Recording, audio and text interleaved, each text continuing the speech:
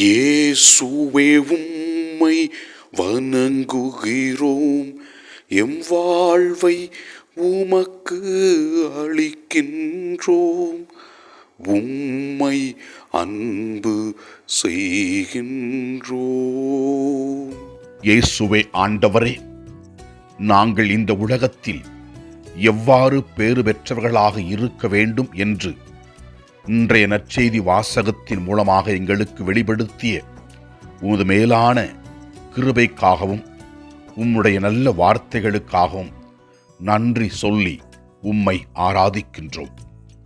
முதல் வாசகத்திலே நாம் பார்க்கிறோம் எவ்வாறு திருமணம் ஆன ஆண்களும் பெண்களும் இருக்க வேண்டும் என்றும், திருமணம் ஆகாத இருக்கின்றவர்கள் எவ்வாறு இறைவனுக்கு ஏற்றவர்களாக வாழ வேண்டும் என்றும், திருமணமானவர்கள் மணவிலக்கு கேட்கக்கூடாது என்றும், அவர்கள் இன்னல்களை பொறுத்து கொண்டு நல்வாழ்க்கை வாழ வேண்டும் என்றும் விளக்குகிறது.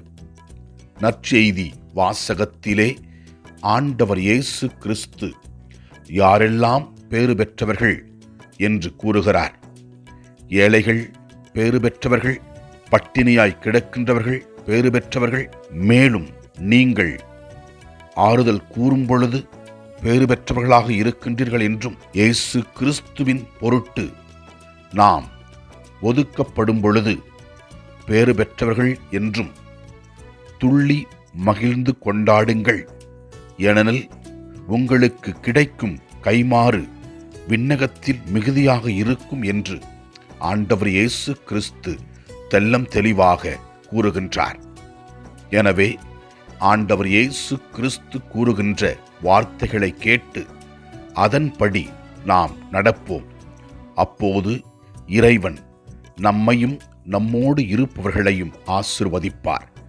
ஆண்டவரை நோக்கி நமக்காக, நம் குடும்பத்தில் இருக்கின்றவர்களுக்காக, நோயால் அவதிப்படுகிற மக்களுக்காக, பல வகையில் துன்பப்படுகிற மக்களுக்காக, ஆண்டவரே பொருளாதாரத்தினால் கஷ்டப்படுகிற மக்களுக்காக நாங்கள் ஜெபிக்கிறோம்.